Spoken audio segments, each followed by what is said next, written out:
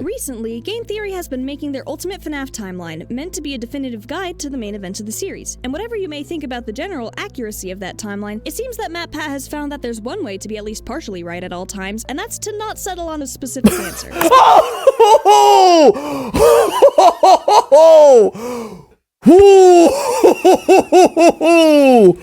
Oh, wow.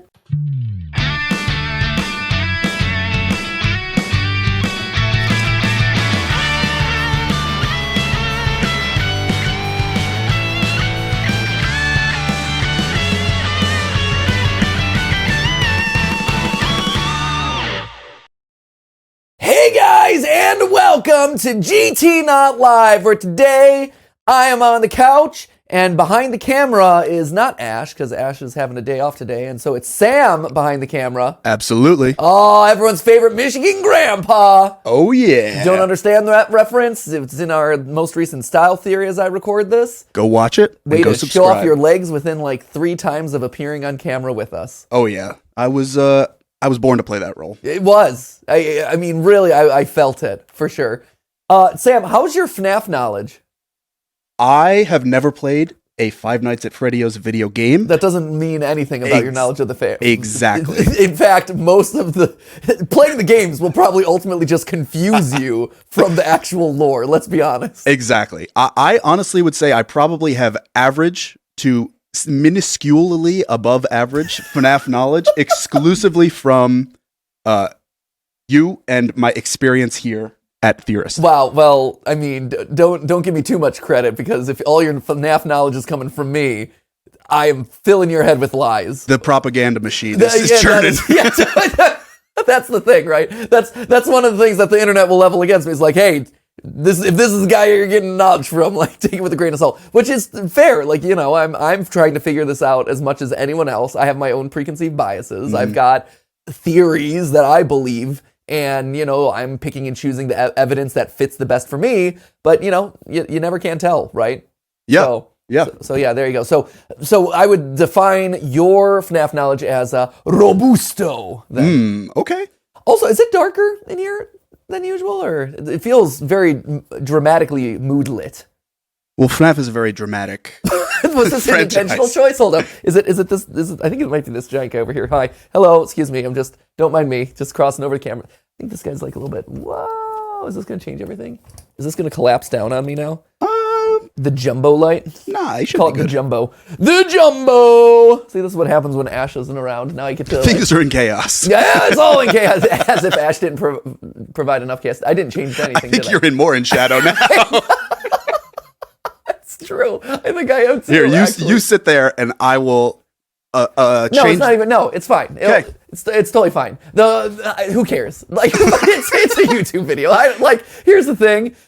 At this point in time, everyone's like, oh my gosh, so big production budget. YouTube. It's YouTube. I'm sitting on a couch.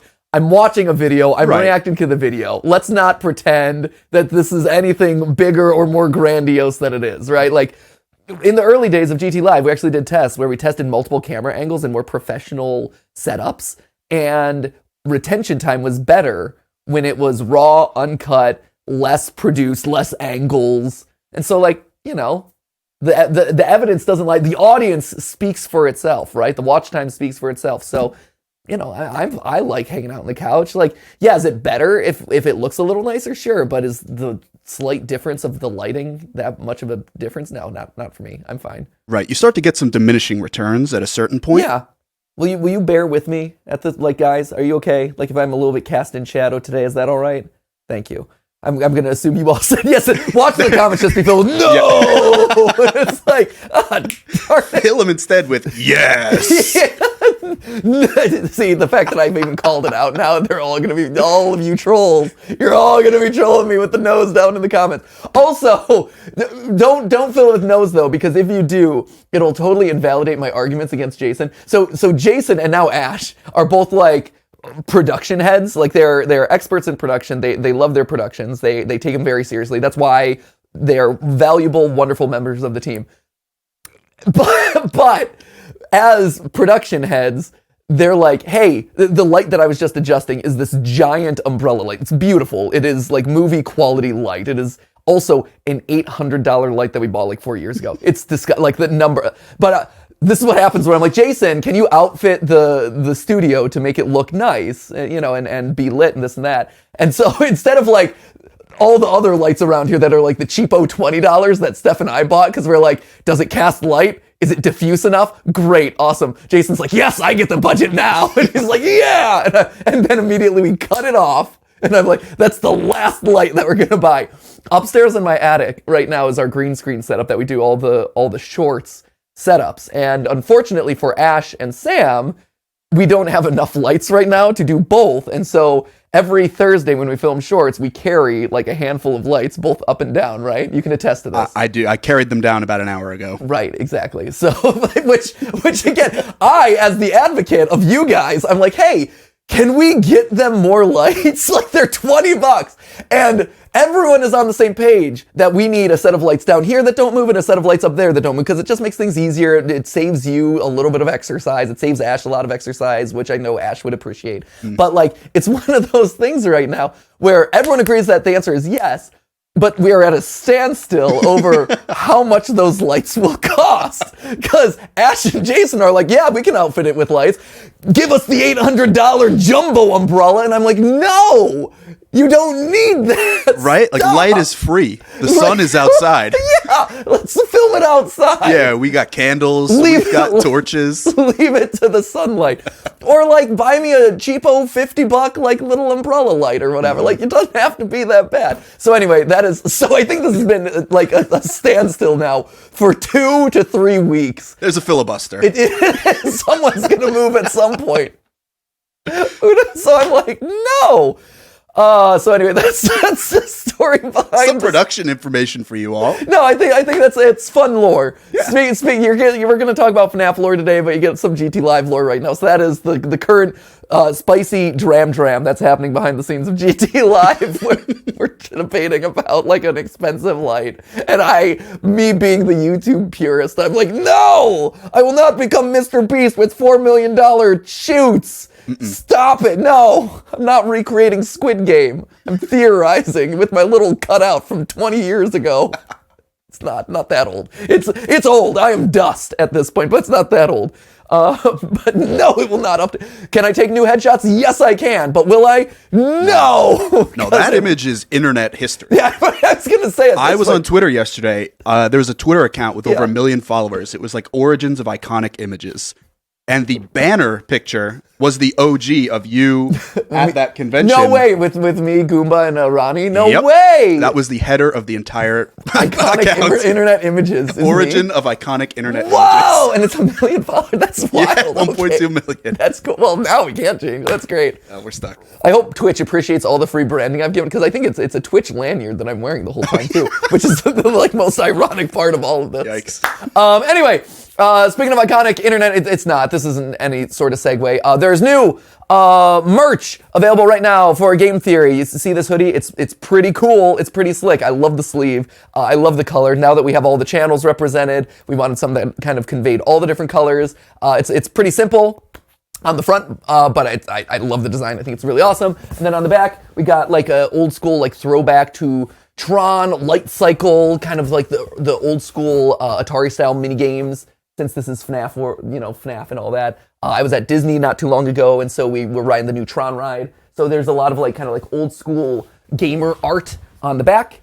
And this guy comes with little pajama bottoms or little sweat bottoms if you want to wear them with sweats, which is cool. Right down the leg. It's a nice vertical line down your leg because it makes you look taller. That's something that we're actually going to test in a future style theory, but just from anecdotal data, that's true. When you have vertical stripes, it makes you look taller and leaner. And then on the back, you got a little Game Theory hit on the pocket, which is pretty nifty, so you can get the whole set. Link is down below. We also got the two-tone shirt, which is super soft. And Sam has not seen this, but if you want to touch it, tell everyone how soft it is. Or not. Give them an honest opinion. That is very soft. Right? It is very soft. I didn't expect it to be this soft. No, right? Again, we even when it's like some of the more simple designs where it's not like cut and sew or whatever, we still try to get you some good fabrics out there. So that is #NotSpawn from Sam. That was honest feedback in the moment. So if you want a nice soft t-shirt or a cool hoodie that makes you look tall and lean and is nice and colorful but not like overstated, there you go. Those are available right now. Thank you all very much. Without any further ado, though, between the two boys in this room, we've got some robusto FNAF knowledge to dial from. So as you guys know, at this point, the final FNAF timeline is done. Or not the final FNAF timeline, the 2023 version of our FNAF timeline is done. It's complete. Final episode went up this past weekend, and I'm happy with it. I am sure it is super controversial. I've kind of been avoiding the comments because I'm sure it's super controversial. I'm sure it's one of those things that a lot of people have competing opinions about, which is totally fine. I put it out there as a like, hey, this is my best solution as of right now. Please refine it, go forth, figure it out. I know for a fact that me saying that Mrs. Afton is now the former Mrs. Afton, or whatever you want to call her, is a key player in the end of the series is going to be super controversial. I know that a lot of people I'm sure, are going to have a hard time with that one. But I think similar to Robot Gregory, which was our kind of like first series of security breach theories, coming out after the game launched, I have a feeling that in time, that will probably be revealed to be more and more true as we go down the line. Like, I would not be surprised. I feel really good about that conclusion. There's not a lot of evidence for it, so it's just kind of like one of those like gut impulses that I, as a theorist who've been studying media franchises, this particular franchise especially, I feel like that's the direction it will be heading, or kind of like how they're kind of crafting that story. Like, it's a lot of speculation with very limited evidence points, but I think that's where it's headed. But you know, we'll see. I'm sure the internet will have very strong opinions about that in the coming weeks that I'll probably react to. But before we react to that one, there was a couple of feelings about our part 3 of the timeline. So just as a reminder, part 3 of the timeline was all about Michael's journey, Michael Afton. William has discovered the secret of Remnant. He's been spring trapped, and now it's Michael going down into sister location to find the little basement animatronics, right? And being like, oh my gosh, my sister's down here. What is going on? And then he gets scooped, turns purple, and then as I propose, he goes around pizzeria to pizzeria, burning them down to the ground. That's what I say. But then at the end of that video, I explicitly say like, hey, from a timeline perspective, this gets wonky because the location of the location of sister location in the timeline is, to me, the largest outstanding question mark of everything. Like, if you were to map out the timeline, sister location has a hard time fitting in cleanly into various locations, right? Because there's a lot of dominoes that fall together, but like, in order for sister location to happen, William Afton needs to have built the Funtime animatronics. He needs to have basically the implication is he needs to understand the importance of gathering Remnant, because Remnant is, how he's going to bring things to life, but he doesn't discover Remnant until he sees animatronics walking around independently. Those don't happen until the missing children's incident, kind of like bodies get shoved into suits, and the missing children incident doesn't happen until 1985. And meanwhile, William Afton here is, he's on the run, he's a criminal, but we also get clues that Freddy Fazbear's has shut down as a franchise, so that seems to point it toward the end of the timeline. But at the same time, you're getting like, how is Afton doing this stuff? Why are there workers in his basement area? Like, if this is his basement workshop, why are people down there? This is after Circus Baby's Pizza World has closed, but Circus Baby's Entertainment and Rentals is still running, but it might be a part of Fazbear Entertainment. There is a lot of confusion, questions, and weird chronology around sister location as a unit, which is frustrating, right? And so in my timeline, I'm like, hey, from a narrative standpoint, it makes the most sense for sister location and Michael's journey to go back to all the pizzerias and burn them down. It makes the most sense for that to happen at the, at like 1993 era where, Afton has been spring trapped, he's kind of trapped in a wall, and Michael's like, where'd Dad go? Well, he told me to go down to the basement, basically, when he disappears. Oh my gosh, my sister's here. And then he goes on his journey of self-discovery and this and that. We've gotten evidence in the various ultimate guides and things like that say, hey, maybe Michael was actually helping William Afton, in his journey to collect Remnant. I believe the ultimate guide actually explicitly calls that out. That is a suggestion that I find surprising and kind of deviates a lot from what we understand Michael's personality and kind of role in this franchise to be. But again, that is me operating with my own biases. A lot of you, though, and recently there's been kind of a new contender in the space. And it's someone who has kind of come out there and said, like, hey, I'm coming in with my own theories and my own solutions. And we've been talking a lot about FNAF John and his new theories. But a new player that's come up to my attention is actually Id's Fantasy. A lot of you sent this to me. I've actually been paying attention to this channel for a while now. So even though this is the first time we're showcasing her on the channel, I've never, I'm familiar with some of her past work. I'm familiar with some of her past theories. I've actually been having it on my to-do list to write to her and say, hey, would you like to audition to be a part of the team? Spoiler alert, sorry.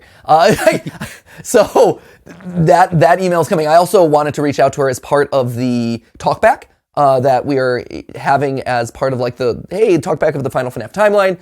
Obviously, we weren't able to make that happen over the weekend because of just everyone's time availability, everyone's schedules, everyone was busy. Dawko and Razbowski and all the crew down the 8-Bit Ryan and stuff were all like down there hanging out with Scott over at the movie set. Too busy for old MatPat's talkback. It's fine.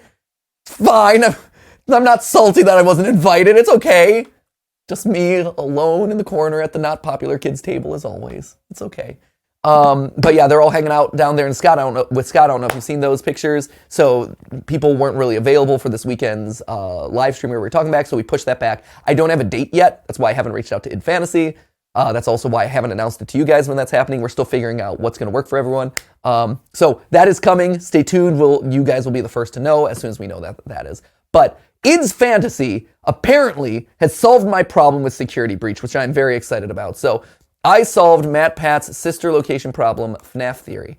So great, thank you. Again, if this is your audition to join the team, we'll see how you do. So I'm excited to hear it. A lot of you were asking me to react to this. A lot of you were asking me to like, hey, have you seen this? I saw that it had popped up. I have it on my to watch. I'm very excited about it. So today we're doing live kind of reaction to this theory. And hey, if anyone is able to solve it, I celebrate that. Again, I am not precious for any of my theories. There are some that I feel are right, or at least more right than others. But I recognize that with sister location, that's the one puzzle piece that like you kind of want to cut into the right shape to fit it into whatever slot you're going to put it in. So if she has a thought, I am more than happy to have that. So without any further ado, here's Id's Fantasy, checking out my timeline, which I'm excited about. Let's go. Game Theory has been making their ultimate FNAF timeline. Recently, Game Theory has been making their ultimate FNAF timeline, meant to be a definitive guide to the main events of the series. And whatever you may think about the general accuracy of that timeline, it seems that MatPat has found that there's one way to be at least partially right at all times, and that's to not settle on a specific answer.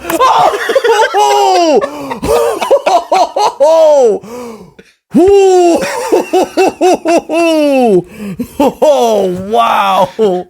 That's a great line. That is a great line. That's awesome. Woo, is it hot in here? It's just me. Oh boy. Oh boy.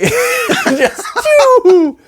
Oh man. Well, I mean, I could have kept debating about it. Like at a certain point, you gotta deliver something, right? Like you can't let the what is it? You can't. What's the enemy? You can't let the perfect be the enemy of the good. I think perfect is the enemy of good. Right? I think that's the phrase, or roughly how it goes. And I think with the FNAF timeline, trust me, I'm a perfectionist, and it drives me nuts when things aren't perfect. But with YouTube videos, I've realized like, hey, you gotta get like 80-85% of the way there, and you're good. With the FNAF timeline, the FNAF timeline was supposed to start at the end of last year. And I held it because I wasn't happy with the answers that we had figured out. I wasn't happy with the where things were fitting in. There were too many like, this isn't matching, we didn't address X, Y, and Z, we don't have solid answers for this, this, and this. So like, I had already delayed the video series by a month or two, and we had been working on it even longer than we anticipated, in an effort to get it closer to perfect. But, and I knew this when I was writing Sister Location, or like that part 3, where I'm like, I am not 100% satisfied with this particular episode, and I recognize that I'm glossing over some things and like having to like wash some things away with my script or whatever, or dodging around topics. because if I waited until I had a definitive conclusion and like I had solved all of those bits and pieces, that episode would have been delayed for like another month, you know, or might not have even come out, because again, like if I had waited for it to have gotten with the entire FNAF franchise, right? Like if you wait for it to get perfect, you're never going to get there. Like it just, like a perfect solution does not exist, when I think we can all agree so much of this story's time, so much of the timeline of the story has been retroactively told starting in like FNAF 5 era, as Scott has kind of like been like, well, people want an actual story, so let's like piece it together, right? It's not dream theory anymore. So, you know, with that, there is this give and take of like certain puzzle pieces fit better than others. You have to ignore some things, whatever. Like nothing always fits cleanly. And as a result, you're never truly getting a perfect timeline. You're getting a like good enough timeline. And so fair call out. That was harsh. I'm mildly wounded, but I also reckon like it's totally fair. Like I recognize that you are right that I was hedging a lot to make that happen. Specifically, in part 2 of his timeline, he says that William Afton went to the 1987 Freddys location, then built the Funtime animatronics in the 2 Circus Babies locations. Sorry, it gets so convoluted. Even for me, like watching these videos, I like have to be like, okay, there's so much nuance in them. It's tough. Like talking to John, I don't know if you've seen this in like the conversations I have with John. Like I have to like literally, because I'm also a visual learner, and so I have to like imagine all this stuff in my head, because there's so much like nuance and moving pieces and like which yellow suits are like, there's so much to parse out. Okay, so I said, this is her just reiterating what I said, which I want to be like, okay, yes, did I say this? Yes, I said this. 1987 Freddys location. Okay, yes. Then built the Funtime animatronics in the 2 Circus Babies locations. Yes, that is accurate. So in 1987, he visits the location. So Afton in 1987, and we know this, right? In 1987, Afton goes to the FNAF 2 location. We see this in one of the minigames. He goes and kills a bunch of kids. Their dead bodies sprinkled around in the minigames. It's the Save Them minigame, and he sees the puppet flying around, and Freddy comes up, and it's save them, and then he comes in with his little crank, and he's like, you can't! It's like one of the to me, that is this like the pinnacle scariest moment of the franchise. I love that moment. It is so disturbing, so dark, so stark and creepy. I'd say that is my that and the FNAF 6 ending, my 2 favorite parts of this entire franchise. Iconic. But yes, so we see him in 1987, we see him killing kids. Yes. And then went to 1993 Freddy's before getting trapped in his own springlock suit. Also true. So I say, yes, 1993 Freddy's. When he goes back here is iffy. I think I said in 1993 in the timeline, I'm not 100% married to that, but like the idea of after 1987, at some point he tears apart the animatronics like we see in the FNAF 3 minigames to harvest the remnant. He's like, whoa, there are living robots that I saw right there. That's weird. Let me tear them apart, see what's going on. Oh wait, there's living soul metal here. That's his discovery of remnant. He tries to harvest a bunch of it, keeps going back to this restaurant on multiple occasions. He uses them to build living animatronics like we see with the Funtimes, because we know that the Funtimes are living to some extent, or at least I'm fairly confident that they're living to some extent. And then gets spring tricked. Yes, okay, great. And so, he builds them in order to harvest more remnant. He understands that it's a thing. In the 4th closet, I didn't go into this in my timeline video, but in the 4th closet, we see him, is it Twisted Ones or 4th closet? We see him injecting metal remnant into Funtime Freddy specifically. It's a very specific moment in that book where he has a syringe full of silvery goo and he injects it into like the chest cavity of Funtime Freddy. And even in the graphic novel, they show it like spread around him and it brings Funtime Freddy to life, at which point he chases after our protagonist. So we actively see that moment, and it is very specifically called out in the books, at which point then, so we know he's experimenting with silvery goo, we know he's experimenting with remnant, he brings them to life, he wants to collect more, yes, okay. Then in part 3, he says that Michael went to the Circus Babies location before going to the 1987 and 93 locations in FNAF 2 and FNAF 1. That is correct. So this is something that I should have clarified, or I guess I didn't clarify enough, and it's confusing. It is a confusing concept where he's going back to the 1987 and 1993 locations, not on those dates though. And again, like I apologize for not clarifying that. I should have made that more explicit in the video. What I'm saying is that a restaurant can close down and still exist as a building full of pizzeria stuff. It still even have a security guard, but it's not operational anymore. And this is something that you see in FNAF 1 not FNAF 1. It's something that you see in the first FNAF novel, Silver Location. Very, very different. Very different. The Silver Location. That would be awesome, actually. All the animatronics. Cool. I either see it being really awesome, where like all the animatronics are silver and like metallic, like Metal Mario back in the day, or I see it being like the geriatric version of Freddy Fazbear's, where it's for all like the silver-haired people, like not nary a melanin in your hair in sight. No melanin to be found, just all white hair. So one of the two. Either way, I would totally be into it. I would totally watch that. I would read that. I'd play the heck out of that. Yeah, that better be the next game. Silver Location. Oh, yeah. That's the after years. That's awesome. The Golden Girls of FNAF. Right, we need more Golden Girls representation in this series, absolutely. But yeah, sorry, I'm joking. But in Silver Eyes, right, Dave Miller, who is the secret identity of William Afton, he's posing as a security guard, and he's kind of like roaming around this defunct mall complex that the kids have snuck into, and it is a closed down pizzeria location.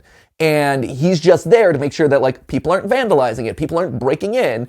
It's unclear. It's very, from like a narrative standpoint, it's shaky, right? Like, as with a lot of the motivations, especially early in this franchise.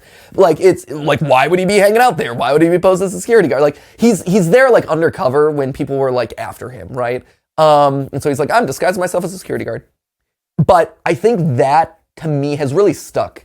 And also, if you look at the design of the FNAF 1 location, especially, the FNAF 1 gameplay, and this is why I said earlier, playing the games almost complicates your vision of this stuff, is the FNAF 1 location does not seem like it's a fully operational location, right? Like, it's covered in spider webs, it's kind of like all gross and old. Like, is that really an operational pizzeria at that point? I would challenge that. We see that William Afton goes back to that location and all the walls are boarded up and shuttered, and we see that like the pizzeria is dripping from the ceiling and it's been closed for years. And so what I propose in my theory, and let me just make this very clear because it seems like this is going to be based off of something that I said but also didn't clarify, and it might have gotten misconstrued, is Michael in his quest to like strike back against his father and correct the sins of his father's past, right? He is going to all of those same locations, but not in 1987, 1993. I do recognize, and this is why I kind of did that disclaimer of like, I'm not sure how it works out from a timeline perspective. I do recognize, and I call out, like, in 1987, we see Fritz Smith's paycheck, or his pink slip, where he's fired for tampering with animatronics and odor. And I know in 1993, the proposed date, that we see, Mike Schmidt, his firing slip of you were fired for tampering with animatronics and odor. And so, yes, there is that element of like, it could be attached to those dates. The paychecks do kind of suggest that. So that is, again, why I had to make the disclaimer of like, I'm not sure.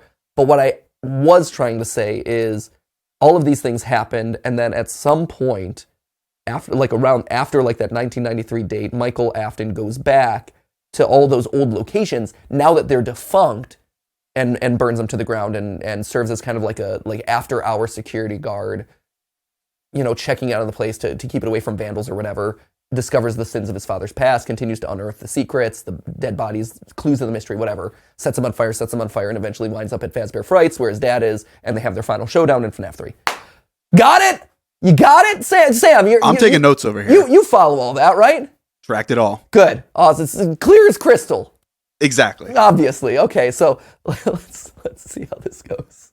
So this is gonna be brutal. We're 30 seconds I into know this we are video. 30 seconds. This is rough already. Clearly, there's a contradiction here, as the Funtime animatronics can't have been built after Mike went to their location, and MatPat even acknowledges this at the end of part 3 when he says, You might have noticed that I was vague about the dates, and there's a good reason for that. I don't know them. There is no good way for me to make them fit in. Just wanted to call that out because I don't have a solid answer for it, and I'd love to see your comments down below. The answer for it, honestly, and I did come up with this, which is, the answer for it is that sister location happens much earlier in the timeline than anyone expected. But it also necessitates that Elizabeth Afton dies early. And the problem with that, right, is that that William needs a reason to build like a snatch animatronic, like an animatronic that'll rip open and steal a kid. And why would he do that before the missing children's incident? Why would he do that before he's on the run? Why would he do that before he understands? Well, I do say he does it before Remnant, but like Elizabeth dying first solves a lot of stuff. A lot of pieces fall into place. The one reason that I can't say that Elizabeth, and I said this in part 2, I believe, the one reason I can't say that Elizabeth dies first is because Afton needs to build the device that kills her in the first place, and that is the snatch, like an animatronic that has a claw in the stomach. Why are you doing that unless you're trying to kidnap kids and do weird experiments with them or kill them or whatever? And the motivation just doesn't work out. I think that in one of the rewrites of this series, Scott planned a lot of things for Elizabeth to die first, and then all of the stuff that happened. But I don't know if he fully thought out, like, hey, why would Baby exist as an animatronic in the first place without all this other stuff happening? But if all of a sudden she dies first, suddenly there's things possessed, suddenly Afton understands that Remnant is a thing, he wants to snatch more kids, he starts stealing Remnant, and now the 87 date and the 93 date and some of these things start to fit more cleanly in. That's the problem, as I see it. I'm hopeful that she has solved this. But hey, if he's asking for help, I'm more than happy to provide. Thank you. Though in video form rather than comments, because I've been planning to do one on this topic for months. Great. So strap in and get ready to subscribe, because I think I know exactly when and how sister location takes place. Great. The timeline placement of sister location is pretty controversial, as demonstrated pretty well by these polls. And By these polls, okay. It's fantasy. When do you think sister location takes place? Note my replies will be pretty vague since I don't want to give too much away from my video. Okay. Before FNAF 2, 60%. Between FNAF 2 and 1, 22%. After, who knows? Who knows? I like this one. When do you guys think sister location takes place and why? I like it's the same one. Okay. Before FNAF 2, 30. In between FNAF 1 and 2, 30. After FNAF 1, I love that it's like reversed. The stats have like perfectly reversed. It's amazing. Nobody knows what's happening. No one has a clue. Sam, when did FNAF sister location take place? I honestly thought it was way after initially, just because obviously the design aesthetic seems to be a lot more future-esque. Yeah. But clearly, what do I know? Well, no, see, and that's the other, and I mean, that's the other element of all of this, right? Is I'm subjected to my own theories, but also like the fan community response in a lot of cases. Like when this game first came out, like exactly to your point, everyone's like, these are so futuristic. They're able to do so many other things that the like FNAF 1 and FNAF 2 era animatronics couldn't do.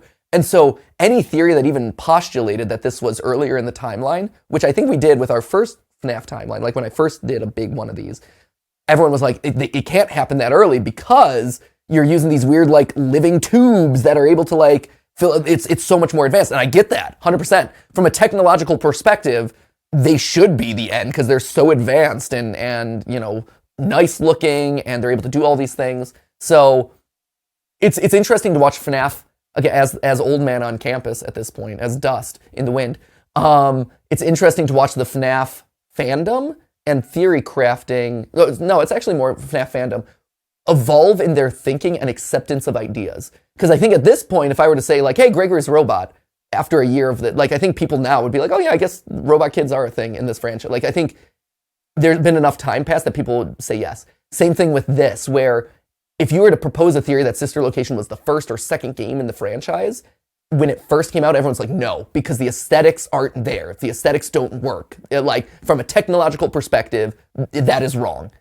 But here we are what, 5 years, 6 years after that? I forget how long. It's been a long time, though, 4 or 5 years after the game came out. And now people are like, yeah, maybe that clue wasn't actually a clue at all, and it was just like a weird design decision. That evolution and that push and pull of like what the community isn't willing to accept and talk about and things is really interesting. It's been an interesting transition over the years. And as someone who, I try to approach a lot of this stuff neutrally, so that way I can apply what makes the most sense for the theories as they come. And again, like I said, I have biases myself, but like when I first get presented with a game, it's like, is this, where does this fall? Like that's a clue, but how strong of a clue is it? You have to kind of like rank your clues as far as like, is that just design aesthetics or is that an actual thing? I think in retrospect, I think I trapped Scott, myself, and the whole FNAF. I apologize for this, but I think my first theory, where I'm like, this is happening in 1993 because of the paycheck, I think that trapped all of us into a thing that probably was never intended in the first place, but now it's just part of the canon because Scott has made it part of the canon because we all believe it. The whole 1993 is the FNAF 1 paycheck. I think that was my fault. I apologize. But now I think it's there because it has to be there because we've all accepted it into being, and I think Scott, in whatever world that he exists in creating this lore, has written that in as like, okay, this is one of those hard and fast dates. Oh, sorry. There you go. Fast on the.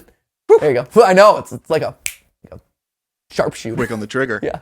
Evidence strongly suggests that Mike was at the FNAF 1 and 2 locations, something he would need some sort of reason for if he's using fake names and tampering with the animatronics to the extent he'd get fired for it, and had already probably decomposed to some degree based on getting fired for odor twice, which would indicate sister location being before FNAF 2. Or it's just a joke. I get that that's just a joke. I like that it ties the two together, though. However, complicating matters are the exact placement of when and why William would have made circus babies and the widely held theory called molten MCI, which is generally understood to mean the souls of the missing children are in Molten Freddy in Pizzeria Simulator, as a result of William taking the endoskeletons or remnant of the original animatronics in FNAF 3's Follow Me minigames and using them to make the Funtime animatronics, moving the souls of the kids in the process. Yeah, that is very true, right? So the idea that you have the 5 spirits, 5 things become one thing, and they kind of gets all pooled into like one vat of remnant goo, and then gets injected into a bunch of different things. It gets complicated because in FNAF 3, you're supposed to release the spirits, right? They're supposed to ascend and go away. And so I'm curious to see her take on this, because again, that's one of those other kind of like controversial points of like, well, if we saw Happiest Day and the spirits kind of ascend and get relieved and the animatronics are no longer, their eyes aren't lit up anymore, all of a sudden you get into this world of like, well, then how is Molten Freddy still possessed? How is he still a thing? Where are these other kids' souls coming? Are they extra kids? Are they new kids? Is it still remnant of the, can you do that's the Ash remnant thing? Remnant? Okay. I don't have it. It's an Ash exclusive. Here, I'll give you one more. I don't want another one. I don't deserve it. just accept the L on that one. Yep. I think that's probably a good call. That word has been removed from my vocabulary. You will never say remnant again. Nope. And it's done. Thanks for trying, though. I appreciate it. Yep. But yeah, so where is this coming from? Is it just like remnant or like spare pieces of that injection process where like it was just a couple like spare parts of the soul goo still hanging out there? Where is that coming from? So I think that is a very valid call out. It also throws into question, again, this is one of those very controversial things, like FNAF 6 is the end point of the timeline, and yet we see Molten Freddy very active, and we're talking about how Henry has his line about, I need to, he stole your innocence away from you, he, did all this stuff, which seems like it's referencing the original 5 kids. So there, again, when you really get into the minutia of this story, and when you really get into the minutia of a lot of these details, you start to see a lot of like the cracks at the seams that are difficult to plaster over. So anyway. Fortunately, this is a puzzle that can be solved. Great. We just need to find the pieces and put them together. Or more importantly, the right pieces put together in the right places. Great. I know that right off the bat, a lot of people are going to say that there's no possible way that sister location can be before FNAF 1 because of the Molten MCI theory, and that because the original kids' souls are present in FNAF 1, that means that William dismantling the FNAF 1 animatronic. Okay, this is one of those moments where I just have to like visually take this in. And that because the original kids' souls are present in FNAF 1, that means that William dismantling the FNAF 1 animatronics would have to be after the events of that game so that he could use their parts or remnant to make the Funtime animatronics, giving them the kids' souls in the process, which would mean that by the time Pizzeria Simulator came around, the kids would have been in Molten Freddy. Yes. Yes. Yes, that is right. Yeah, you need dead kids in suits in order for Afton to want to take apart said suits, use soul goo to infuse into other things, which then eventually becomes Molten Freddy. Yes, okay, yes. Yes. The evidence for this theory comes in part from the Ultimate Guide, which says that William melting the original animatronics together in the fourth closet gives an idea for how Molten Freddy came to be, and that part of Henry Emily's insanity ending speech in Pizzeria Simulator seems to confirm that William Afton was collecting remnant from the possessed animatronics. Yes. Okay, yes, and I brought up the fourth closet, right? Fourth closet puts all the pieces of the novels series together, from Remnant to the Illusion Discs to try everyone's favorite parts of this franchise. This is why the fourth closet is where everyone's like, oh, FNAF 4 is where things went off the rails. No, I mean, there's been a lot of rails that have been hopped, third, fourth, fifth rails. We're like on the seventh rail for this franchise at this point. I don't know how it's still on rails, but it's still going. No, I joke, but really, it gets crazy, right? Okay, from Remnant to the Illusion Discs to Charlie's Childhood Trauma, it all comes together. In an interesting first, the interior of an active Circus Baby's pizzeria is shown in detail. The scenes in Afton's laboratory. Okay, so yeah, I was right. It was fourth closet where he has the syringe, he has the goo, and he injects it into Funtime Freddy. The scenes in Afton's lab, which also shows him as like he's gotten out of the Springtrap suit and he's kind of a mad scientist in a wheelchair during the graphic novels. The scenes in Afton's lab give fans an interesting glimpse at the specific process behind using Remnant syringe, and he just like basically like he pulls like a Last of Us out. Did you watch The Last of Us, Sam? I have not. God, what is wrong with everyone on this team not consuming pop culture media? God, that's what we do! Last of Us, there's a great scene where Ellie takes this like big syringe of penicillin and just jabs it into Joel's stomach and injects it. I'm like, I need to do it. Is that what you would do with a giant syringe of penicillin? Like, is that doing anything for this man, or is this just making it worse? Seems bad. Right? We have it on the to-do list to do as a short, so if you're not subscribed to Film Theory, check that out. Check out our shorts. They're really solid. Because I get to ask questions like that, which aren't theory-worthy, but are like short, like, is that a thing that would exist? Like, I wouldn't know where to jam a syringe of penicillin into someone. I'd be very concerned about that. But she's like, yeah, let's do it. But that's basically what Afton does with Funtime at this point. He's like, yeah, let's do it! And then he jams in the Remnant. Okay, so he uses the Remnant, and an idea of how Molten Freddy came to be, yes. Also of note is a peek of the ghosts of the missing children, yes.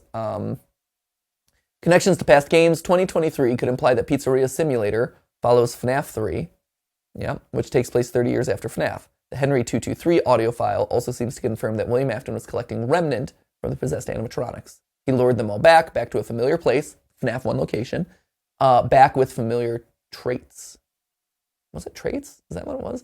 He brought them all together. He set some kind of a trap. I don't know what it was, but he led them here again. He overpowered them again, and he robbed them of the only thing they had again, their spirits, right? So he, again, like the interpretation I have is that he lured them back to FNAF 1.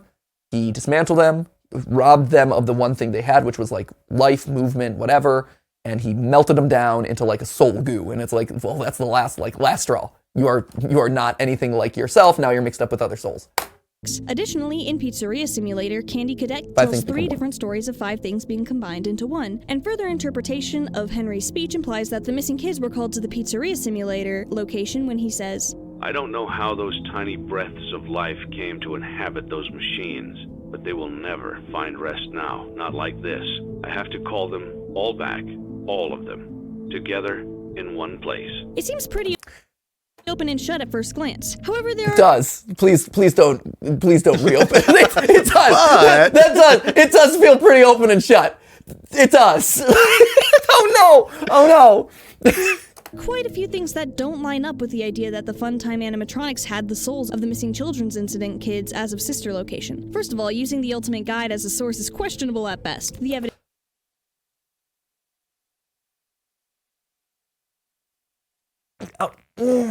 Yes and no. I think, so the Ultimate Guide, for those of you who don't know, the Ultimate Guide, the blue one with Frost Bear Freddy on the front, or whatever his name is, Frosty Freddy, it's not, but it's something close to that. There's like 3 different Frost Freddys in FNAF AR, so it's one of them. It's not Dark Frost Freddy, I don't know. Anyway, they don't matter, they're all skins. But they do matter, as we talked about in our timeline video, blah, blah, blah. Long story short, that is the 3rd iteration of that book. The first one was really full of a lot of errors. Like, the first one was pretty bad. Like, and I think that when that thing released, the general consensus was like, hey, this has a lot of mistakes, there's a lot of errors, this was not really quality controlled. The second one was just kind of like the midterm update, and then the third one was like, this is the final one. I believe, and I have no guiding proof of this, but I believe as a result of the first one's poor performance, I would assume and expect Scott to have done a more thorough and specific job of checking the third, maybe not the second one, I don't know where the second one is in the process, but the third one for sure, right? It feels like that was a make good or a correction or cleanup of some of the mistakes that had happened before. And if this is the ultimate, truly definitive guide, this is the one that you can reasonably trust as a decent source of information. Now, I say that knowing that the character encyclopedia is currently in a similar state of like, well, I don't know about this. That one, it's neither here nor there, I'm not 100% sure.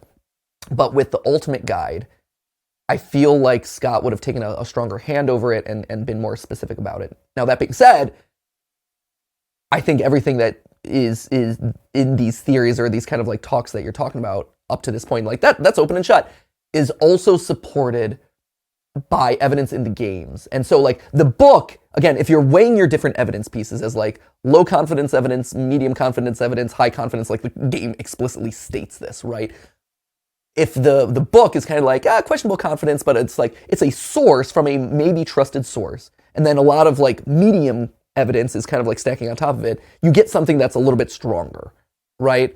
So I think all those things combined to like, okay, like this is pitched out an idea. It seems like it's kind of believable. There's evidence in the games that makes sense, and there's multiple pieces that fit together. Like when you're putting together a puzzle, right? If you have 2 pieces, they're kind of like flimsy together. But once you have like 5, 7 pieces around it, you're like, oh yeah, I feel confident that I've gotten this section of the puzzle right. They support each other, you know, and you kind of build up sticks that support each other. And then bit by bit, you assemble enough chunks, and hopefully you can start to piece together like the whole thing. That's my analogy of it. Evidence for which is conveniently provided by Impulse 737 in a video I'll have linked in the descriction. Oh, great! The book also suggests I love the Freddy reaction, by the way. If we use my reactions in every single one of our FNAF thumbnails, that would be me in every single thumbnail. I gotta watch this channel now because I'm curious what they're saying about the encyclopedia. Because if they thought that this was utter garbage, oh boy, they are in for a rude awakening, my friends. All right, Impulse Evan 37. Here we go. 737 in a video I'll have linked in the description. The book also suggests that the reason Mike got fired for Odor in FNAF 1 and FNAF 2 was because he was a decomposing corpse, which would put those games firmly after. It's in the theories section, but yeah. Fired for Odor in FNAF 1 and FNAF 2 was because he was a decomposing. Player characters repeatedly fired for. Oh shoot! Sorry, I accidentally touched that. I'm sorry. Mike got fired for Odor in FNAF 1 and FNAF 2 was because. Okay, player characters repeatedly fired for tampering with animatronics, which, aside from alluding to the custom night and knowledge of animatronics, could point to turning off their facial recognition or collecting remnant. See, turning off their facial recognition. This is when they say, "Hey, this is what I will." And again, like we all pick and choose our evidence from the Ultimate Guide, right? This is the Ultimate Guide saying like, hey, maybe Michael was helping William Afton by turning off their facial recognition. I'm like, what? Really? That seems odd, but okay. Collecting remnant. Another reason cited is FNAF 2 is Odor, which could link Michael's decomposing body, yes. Because he was a decomposing corpse, which would put those games firmly after the events of Sister Location. Plus, it only says that the 4th closet gives an idea of how Molten Freddy came to be, not that the Sister Location animatronics were possessed by the missing kids. As such, sure. Yeah, okay. I recommend against using it as evidence for either side, especially if it's contradicted by the games. Speaking of the games, Henry's speech in the Insanity ending is incredibly vague, and while it says William robs them of the only thing they had again, it never says what that thing he robbed his victims of was, or if he was able to do anything with what he stole. It could. Well, what do they have? I mean, what do they have? Dignity, soul, movement ability, but like, he does rob them of all those things. Like, I would I feel like this is a bit too in the weeds, which is saying a lot in the FNAF franchise, I get. But like, I feel like it's a bit too nitpicky. Like you yourself said, I'm speaking to Id's Fantasy now, but like you yourself said, like it seems pretty open and shut, it seems pretty clear, and we'll see if what you bring up is strong enough to kind of like challenge what seems clear. And again, like that's also one of the things that when I'm creating my timelines, I'm like, there's a lot of detail here, there's a lot of stuff, there's a lot of ways that you can interpret all of this information, there's so many nuances to all of this that if there is a clear solution that seems like it's Occam's razor, right? It's the simplest solution is oftentimes the correct one. And if there is a solution that's like, you robbed them of their dignity and he brought them all back and blah, blah, blah. And there's like all of these things pointing to like one solution where I'm like, yeah, that seems about right. I'm going to try to like choose the Occam's razor option in that case rather than trying to like layer on a lot of complicated explanation. So I'm worried that might be where we're headed, but I'm curious. Could just mean that he took away their ability to achieve their happiest day, or that he took remnant from them, but not that he managed to do anything with that remnant. As such, it doesn't confirm when Molten Freddy would have gotten the kids' spirits, or if William was involved. On top of that, while the Candy Cadet stories do have 5 things and stuff being put together, none of the stories actually have characters symbolic of William making that happen, and one of them doesn't even have 5 things becoming 1. Rather, the stories are about a woman who has the chance to use one of 5 keys to save one of 5 children, but saves none due to melting the keys together, a boy who turns a blind eye as a snake eats one of 5 kittens out of a box, but after 5 nights has regret, so he cuts open the snake, puts the remains of the kitten together, and puts it back in the box. And a kind man who adopts 5 orphans only for them to be killed by a burglar, leading the man to stitch the bodies together and put them in one coffin because he didn't have money for more than one. That's interesting. So, I don't think it's the way that you're intending. I will agree. So the Candy Cadet story has always frustrated me because one of those things is not like the other, right? You have, what is it, 5, like, it always bothered me that one of the Candy Cadet stories was like, you can save one thing. Sorry, let me go back to that. Because I was always bothered by this, so real quick. A burglar, leading the man to stitch the bodies together and put them in one coffin of orphans. Only snake puts the remains of the snake, eats one of 5 kittens out of a box, but after 5 nights has regret, so he cuts open the snake, puts the remains of the kitten together, and puts it back in the box. And a kind man who adopts 5 orphans only for them to be killed by a burglar, leading the man to stitch the bodies together and put them in one coffin because he didn't have money for more than one. It's the key one that bothers me. 5 things becoming 1. Rather, the stories are about a woman who has the chance to use one of 5 keys to save one of 5 children, but saves none due to melting the keys together.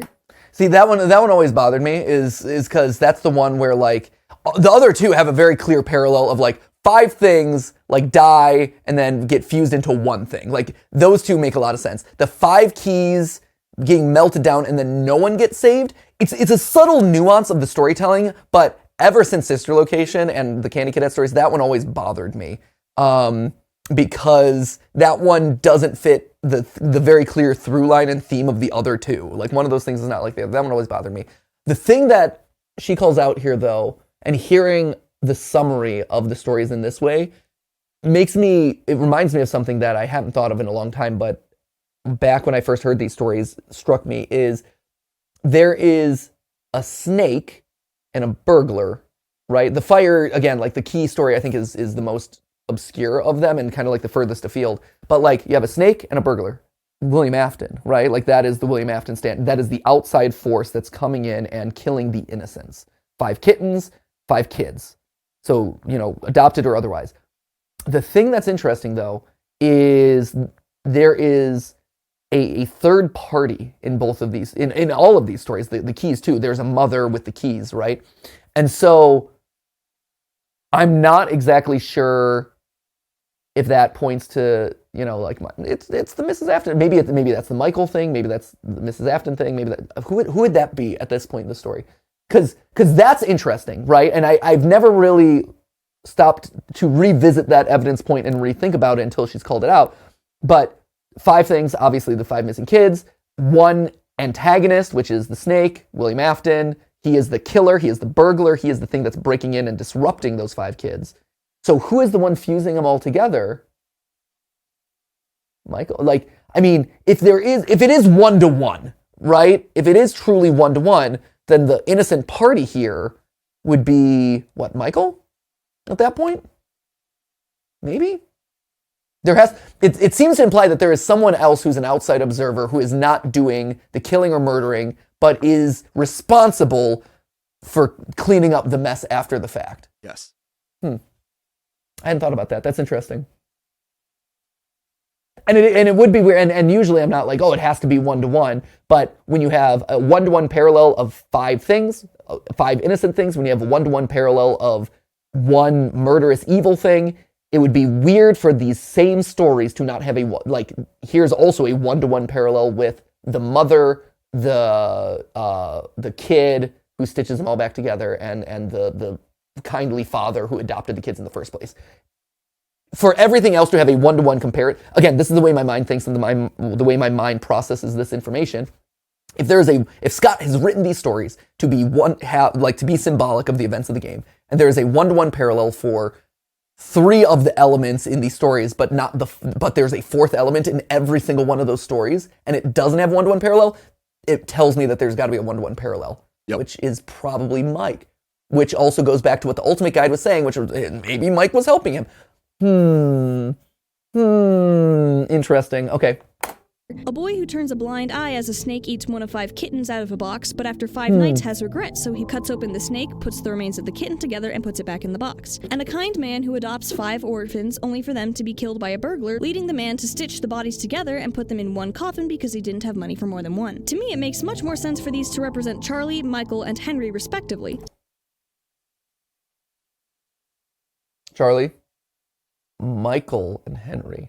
Something I can go into more detail about in a future video if people are interested, then for them to all be about William melting down the endos or combining the remnant of the missing kids to make the fun times. As such, I don't Why though? Why would that be easy?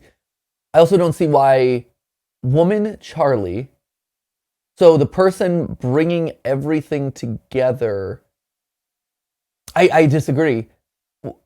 That's ignoring one of the key details of the story. It's very important that it's 5, right? The number 5 is very specific. It's one of the key details in every single one of those stories. So you're saying Charlie's the woman who's bringing, who has the keys. The boy is Michael stitching everyone together, and the man is Henry. And William is the one coming into each of them. I feel like that might be looking one layer too deep into this, and instead of looking at the common features of each of these 3 stories, which is good person, 5 dead innocent things, 1 villain, and that's the theme across all of them. I think looking at each individual story and saying, oh, these are the parallels here, I don't think it works quite as cleanly. And if you think of Charlie as the puppet, I have 5 keys and I don't save any of them, but then what does the puppet do for the 5, I didn't save any of them, and I instead fused all 5 of them together. It doesn't map as cleanly, I don't think. So I would question this. I doubt this one. Actively. Something I can go into more detail about in a future video if people are interested. Then for them to all be about William melting down the endos or combining the remnant of the missing kids to make the fun times. As such, I don't think there's any solid evidence that the fun times themselves had the missing kids' souls built in. In fact, the games show that the kids' souls were very much still attached to the classic animatronics as far as FNAF 3. Right, which again is why everyone says sister location has to happen later in the timeline, because the souls are just hanging out. Both of FNAF 3's endings. I'd be curious if she's read the books, and I hate saying that, but I'm sorry, I hate saying that because I don't wish anyone having to read the books at this point. But I think John on the FNAF channel recently came out with a video where he's like, I have this realization now that in order to understand the lore of this franchise, the books are now required reading, which sucks, but I feel like is true in a lot of cases. So we were at 155. That's fine. Okay. Give me in 5.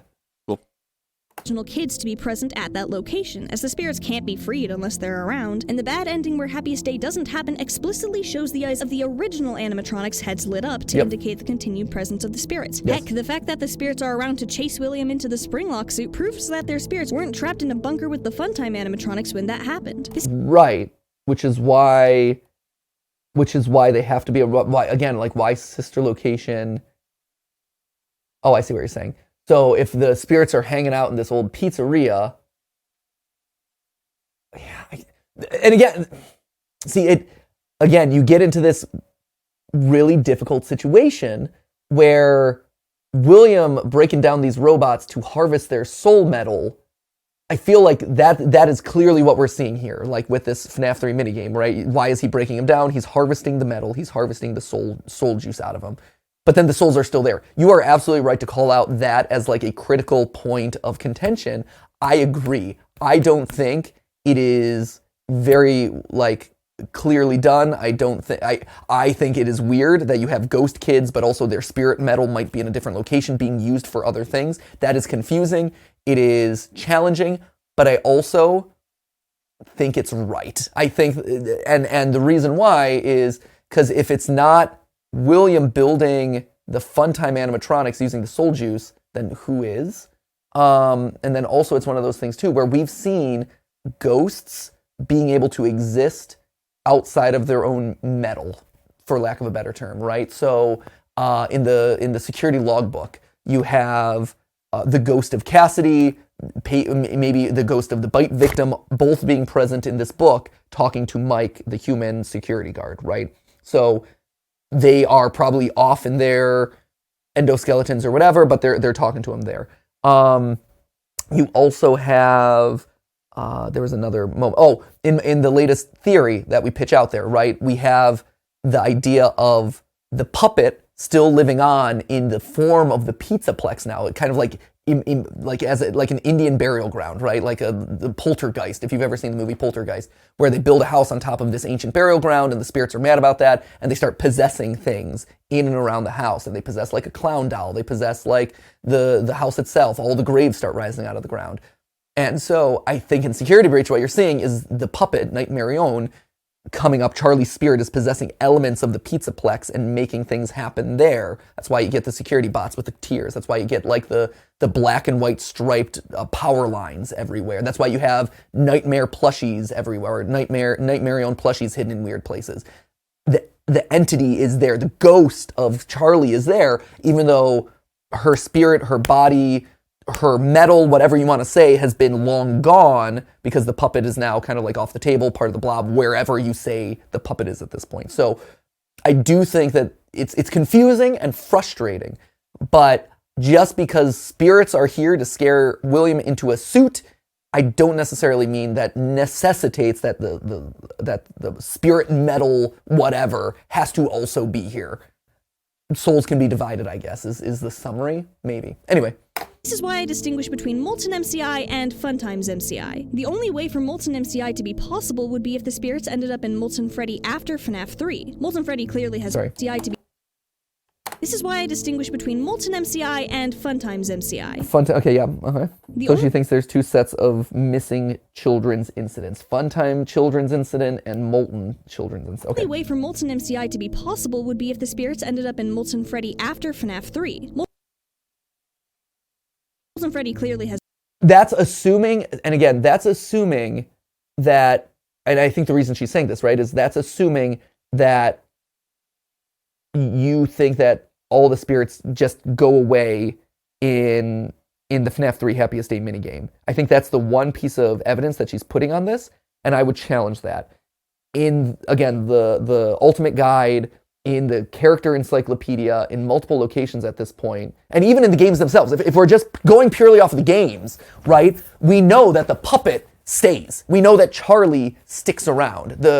The encyclopedia says Charlie decided to stick around because she knew that she was still needed. You have in the games, right, you have Henry having to trap the puppet in Lefty and bring Lefty back to the FNAF 6 pizzeria to release her spirit once and for all. We see multiple times after Happiest Day that Charlie as the puppet, a spirit, has actively chosen and is still around and still needs to be dealt with. Is still a puzzle piece on the table, even though she should have been gone with the rest of them, because that is what that minigame was supposed to tell us. But retcon be retconning, right, friends? And so, to me, again, and this is me just trying to, backwards my way into the logic of this franchise and use the weird mishmash of clues that we have from years of storytelling. If Charlie as the puppet can linger after a mini game where it seems like they've been released and actually be an important part in the physical world around us still, the spirits of the dead kids can also still not have totally been released. I also even wonder at this point if is Happiest Day truly the canon ending at this point? I'd have to go back and double check whether or not Scott has ever officially said that Happiest Day is the canon ending where the spirits are released. Maybe the bad ending of FNAF 3 is in fact the one that continues the story, right? Where the spirits don't get released and the puppet is still hanging out and the metal and animatronics are still possessed, and the eyes are still glowing there. I could see a world where maybe originally when FNAF 3 was intended as the true ending of the series, because it was supposed to be the end of the series at one point, when that was intended to be the end of the series, great, it's done, the spirits are released, happy end. But now that the story has continued to 4, 5, 6, and beyond, it's one of those things where, well, maybe the happy ending didn't happen. Maybe this is the ending where people are stuck in the suits and get shoved into the Molten Freddy. Maybe that's the alternate timelines that Scott may have been talking about. It is 2:00. Great. How much longer is this chunk? Here, let me get to the end of this chunk. Okay. All right. I think I'm talking a lot. This is good. I think this is a really interesting discussion. It's also different from John and FNAF's channel. So this is actually an interesting way to kind of like mix up how we're talking about other people's theories. Let me get to the end of this chunk. I want to make sure that we come back for a second parter where I promise we'll get through the rest of the video. I will force myself to get through the rest of the video and I'll shut up. But this is interesting. But let's get to the end of this little chunk right here, which is like 30 seconds. How fast can we cover 30 seconds? Let's see.